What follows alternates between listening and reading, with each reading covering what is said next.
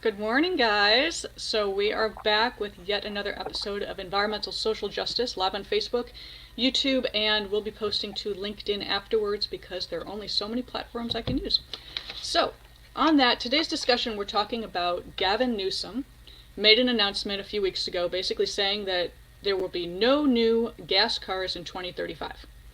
Some people praised this. They thought this was amazing. It's a wonderful thing to do for the environment, all renewable energy. And some people had amazing backlash, saying that we were overstepping, we were telling people what to do, we were dictating what someone could or could not buy. So, with that, I am going to introduce Ms. Joy Langford, our environmental consultant, and say, was this a softball move by Newsom, meaning manufacturing companies are pretty much already going there? Or was this a line in the sand showing that we are being progressive and doing things better in California than anywhere else? Hey, Hey, everybody. everybody. Good morning. Yeah, it's not so much a softball move as it's just adding on to what was already put in place, even with Governor Brown. It's just moving along the timeline that has been set for California, and that's being set throughout the United States and around the world. Um, Cars right now, you know, a lot of the cars that we see in California that are being sold, especially during COVID, are electrical vehicles. So we're just seeing more of a move towards that.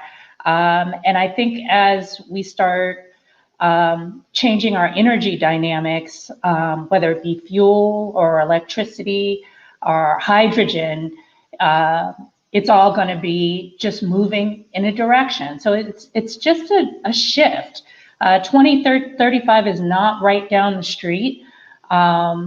So it's nothing that we need to go and junk all of our gas cars for, but there are a lot of good things that are happening. People might not want gas cars. It's kind of like the locomotive, things shifted over a period of time. Mandates were made, and it's kind of just the way things flow in life. So So, real quick though, what about the infrastructure? We've heard a lot about the fact that we have these rolling blackouts, high use of electricity. I know we're not there yet. We're getting there, but how are we going to address the lack of batteries, lack of raw materials, lack of infrastructure, lack of grid? How's that being planned out?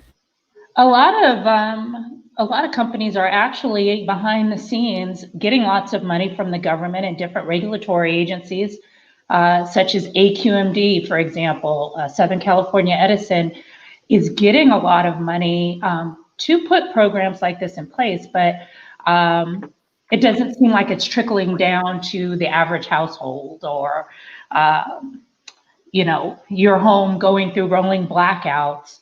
I think we're going to have to start putting a little bit more pressure on the utilities to use money for the allocations that they're being given money for at the state level instead of just using the money to put out fires, so to say, whether they're real wildfires or just fires going on within the utilities themselves. That money, we need to put pressure on our utilities. Hey, we're paying our fair share and taxes on the utilities for more equipment upgrades.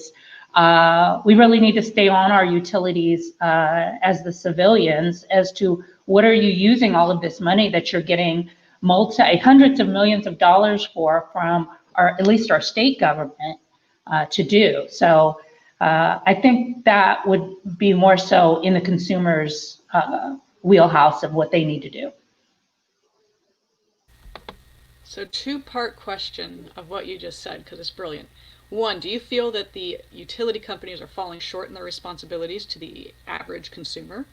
And two, there's a lot of discussion about helping underserved communities and providing uh, charge plug-ins and charging stations for those areas and providing low-cost electric vehicles. What about, in my opinion, the largely ignored middle class family? The family with, like, the 2.5 kids and the family dog, and the guy's got to go to work, and the wife's got to go to work, and they have childcare, and they have all these expenses coming in. What about the average middle class family that seems to be almost disappearing before our eyes. I mean, any insight in that? Well, I think that the amount of resources that are given, for middle class households, and in California, middle class household is basically a household that might be renting an apartment, leasing a place in a nicer area. A large amount of their paycheck goes to rent and utilities as opposed to a leisure lifestyle. There are a lot of different mandates for apartment building owners now. If they're new builds, there's a certain amount of free charging that you're going to have to give to the tenant. But yet there are apartment buildings that have been around for large periods of time or long period of time, and they don't have those facilities readily available. And I know about a year ago, there was a gentleman that was a gas station owner, mostly in the Valley. He had several stations, and he decided to offer charging as an option as well as the petro stations. He found himself going broke on that model and had to turn back just to regular petroleum stations.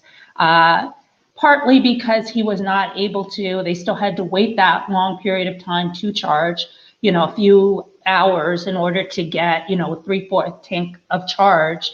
There's only so many amenities you can offer them in a 7-Eleven type store. I mean, what are you going to do to be able to pull in people that they can actually sit in what used to be a gas station or a station-like area and actually use it and charge their car?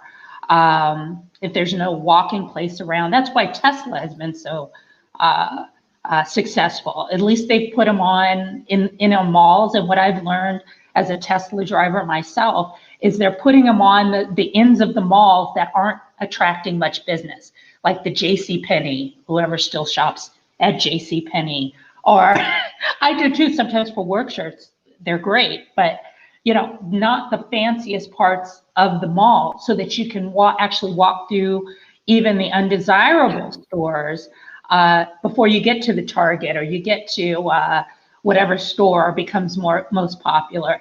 And it's worked for them. But yet at the same time, you're looking at what Tesla is getting into. And I read the other day that it costs them $250,000 just to do the infrastructure for 3 charging slots at any given mall. So it's an expensive investment that they're putting out as well. And again, that goes back to the utilities for the single homeowner or the middle class. It's an expensive investment, but once it's put into play, as long as too much doesn't change in the technology, you can definitely recoup money back with a quote free charge. So sorry again, my delay. I forgot my AirPods today, guys, so I have to put myself on mute. Otherwise, I echo the hell out of this thing. So with Joy talking about the changes in the gas stations and the new way cars are looking, Joel, I'm going to flip it to you now. One of the I had a myriad of questions when I posted about this webcast going on, and I posted an article on LinkedIn. I had a lot of questions about what about the Uber self-driving cars, and we won't need our own electric cars anymore. No one will be driving their own cars. It'll all be self-driving. We'll all be carpooling. What's your opinion on that scenario actually happening? As far as it going towards an Uber self-driving cars, yeah, who's going to afford this? I mean, I'm going to just backtrack a little bit here. So we're talking, you were asking about like the middle class. The middle class is disappearing before our very eyes because we live in a state where it is, I'm sorry, we are not on a V recovery right now. We are on the K, where the top people are going to keep making money. The middle class is is disappearing. It's been disappearing for years. It is going to continue disappearing at a breakneck pace. So it is literally becoming a have versus a have not. So as far as the electric car thing goes, I think it's brilliant. I love the idea. Not everybody can afford $60,000 up to $120,000 for a car. They just can't. Then you got to spend the $5,000 to $10,000 to install the charger in your home. People can't afford this. I mean, I know the VW ID4 just came out last week. I think it was the same day Newsom signed his order, and their website crashed because the first edition sold out immediately and they couldn't do it. The next round is selling at a breakneck pace, and it's not actually pulling from Tesla. It's pulling people from the RAV4 Honda, Toyota, all these people. So they want the electric SUV. Great. I was looking at it to see. So if you wanted to do a lease on it, it's $3,500 down, and then it's $380 a month. Okay, that doesn't sound terrible. Doesn't sound terrible, but now let's do the math. That's 3,000. When I did my car, I put $3,000 down. Now that we're in a pandemic, I'm not spending $80 a month on gas. I'm just not. So for somebody such as myself to have to suddenly do $3,500 and then a higher monthly payment, and I believe your insurance may be a little bit higher on an electric car as well, the cost is not there. People can't afford it. So I think hopefully by 2035, it's going to be an affordable option for people. But right now, it's terrifying because the middle class, how people are out of work, and they've been out of work for 6 months, and they're probably going to be, a lot of industries are not going to be coming back for a long time. So we're going to have people unemployed for a very long time. But now to get to the next question, as far as like the self-driving Uber thing, I think that kind of answered it right there, because how are people going to afford the cars? They just can't. I mean, and then there's the laws now where the new housing goes in, they have to be ready for solar, which of course is driving up the cost to build the house. So it's going to drive up, everything starts going up and up and up, but then we still don't have the infrastructure in place, which is funny, Joy, because as you were talking about it, all I can remember is like, we talked about this a few weeks ago, which was, we're always paying taxes. Everybody's paying their bills. The infrastructure has never been maintained the way it should be. So in 15 years, you want to have all electric cars. This electric grid system has been in place for how long? And they've never updated it. So I don't have much faith that in 15 years, it's going to be ready for the huge influx of electric cars. So that's my 2 cents. So I know, sorry for the delay. Just sometimes it doesn't click as quickly as I want it to. So talking about electric cars, and we talked about the infrastructure, we talked about rolling blackouts, the grid, and everything like that. New issue that was also brought up in the questions previous to this webcast going live: batteries. That's a huge issue here. So we have a ton of batteries that are going to be going into cars. So let's start with the lack of raw materials that we have. I know they're going to start going to the Salton Seas, ton of lithium apparently in there, start mining the hell out of it. Lithium-ion batteries are not great. We're trying to come up with other ideas. But then we have the battery recycling that nobody seems to be doing because it's hard. They're throwing away, apparently this is, I don't know for sure if everyone's throwing it away, but apparently it's very difficult to recycle the old batteries, get those precious metals out and reuse them or recycle them. I don't know the answer. So Joy, Joel, I'm going to mute myself. If you guys have any insight, I would love to hear it, because I honestly don't know. I just do not know. Well, sorry, I'm just going to jump in. I'm not surprised at all, because you can go to a landfill and it's full of cell phones and computers and all this kind of stuff, because people aren't recycling them, and they're just not. People don't even recycle a plastic bottle. Let's be honest. So the thought that a battery is going to be recycled, I'm like, good luck. Yeah, and I think that's also just, as we try to increase, battery range, especially for cars, Tesla's really, really in front of the game, trying to get a 400 mile per charge battery.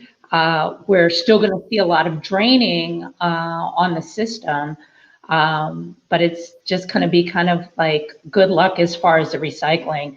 Just like Joel was saying, you can't even get people to recycle water bottles. To see that even in 2020, we're seeing masses of water bottles floating through the ocean and plastics.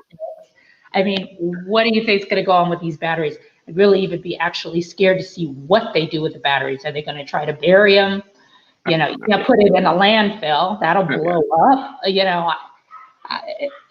Those things need to be taken into account. And I know in California, funding for Cal Recycle, which mostly does plastics and that type of stuff, has been dramatically reduced in the last 2 years.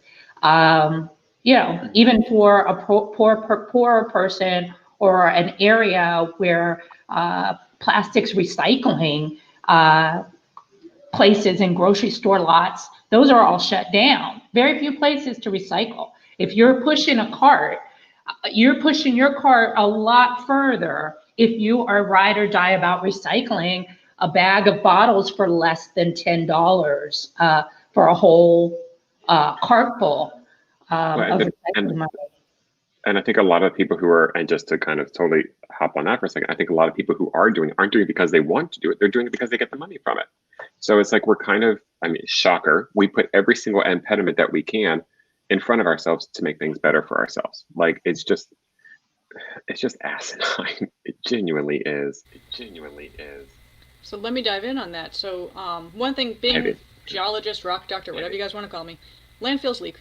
I mean, they do a great job sealing them and lining them, but they do leak. And if you're going to put hazardous materials into a landfill, especially one unlined, which does occasionally happen, bad idea. Just bad idea. Please don't do that. But more importantly, and to end this webcast on with a little hand grenade I'm going to throw at you guys, all of these battery charges, all of this energy that we are going to now be consuming, some of it will be coming from a fossil fuel source, not renewables, because we don't have the infrastructure. Discuss. Miss Joy, you probably have most insight on that one, so I'm throwing you under the bus.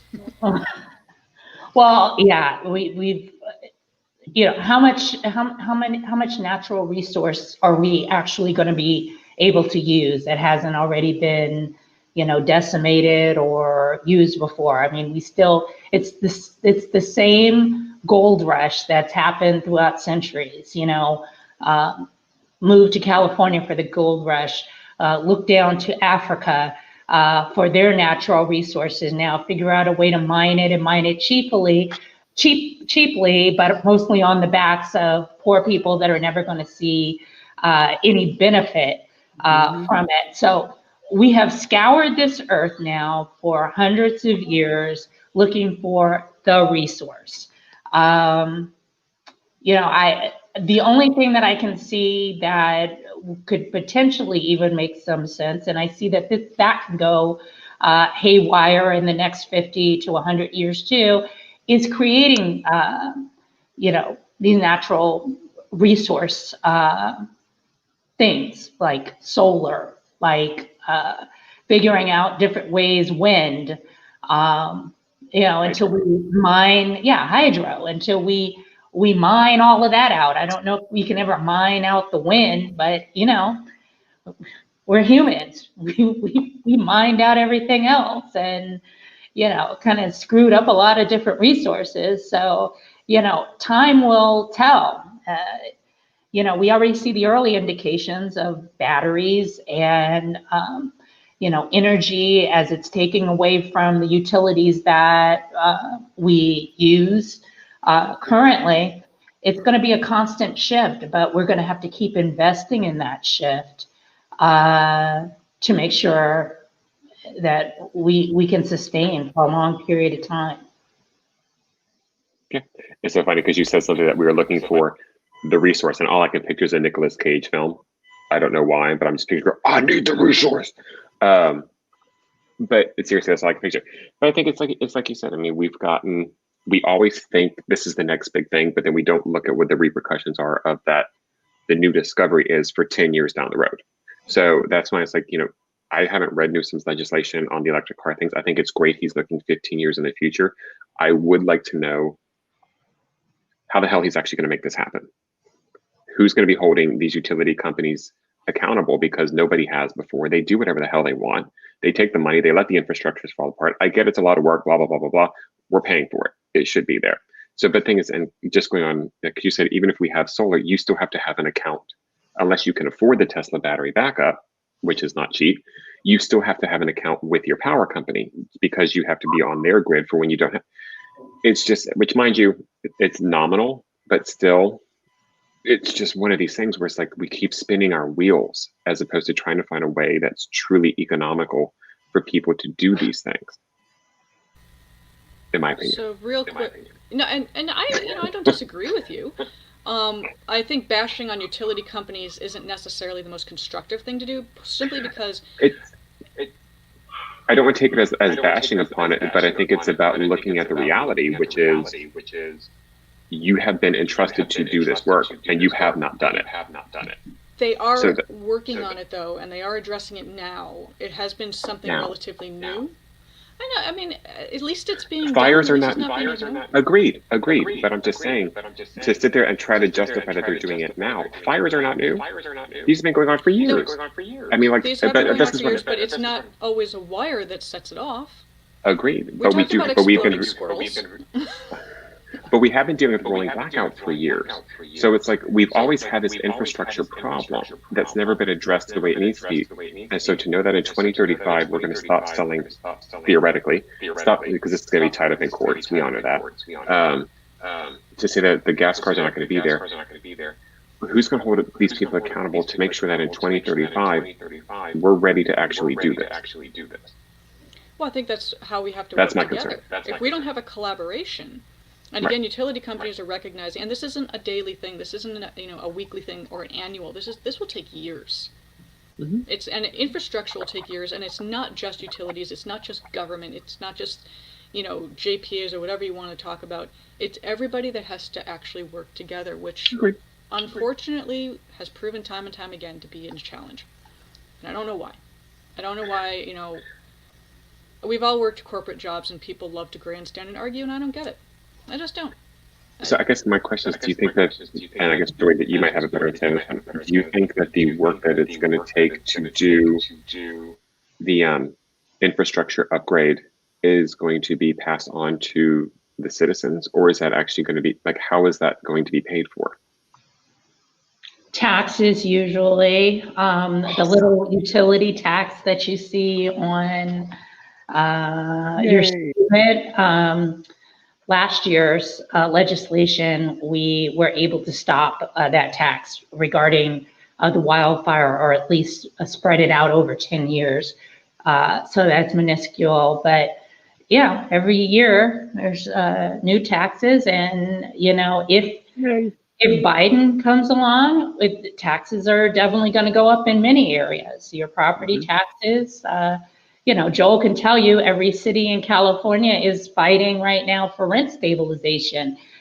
So the whole landlord landscape is going to change, as well as the tenant landscape. So it's all about shift. It's not anything that we haven't seen before. I just hope, due to this pandemic, that it's something that's really going to put a lot of people into pushing carts.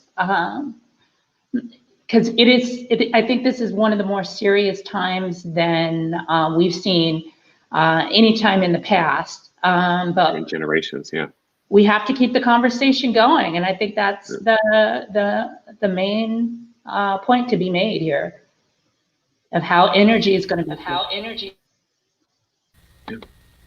And I do have to agree with that. And that's actually a perfect note to end our little webcast on. As Joel, you have something to add. We have to work together. It's that simple. And I'm not a big fan of taxes, never have been. I think that maybe current tax dollars could be more efficiently used. I know that's shocking and is never heard of before, but that's just my opinion. But I think there needs to be more communication. No shaming. We talk about that all the time. Stop shaming each other. Stop yelling at each other. If you're a climate denier, give us the opportunity to discuss and educate without saying, well, it makes no sense, and shutting us down. We got science on our side. I mean, whether or not you believe in it, it's there. So I don't know what else to say to that. But on that note, let's just keep talking. Let's keep communicating, educating, and helping each other. And we will see y'all next week, Wednesday, 9 a.m. Pacific time, 12 noon Eastern. And we'll be live on Facebook, on our page, my page, YouTube. You'll find us. We're pretty easily found now. Talk to you guys later. Bye. Bye. Bye.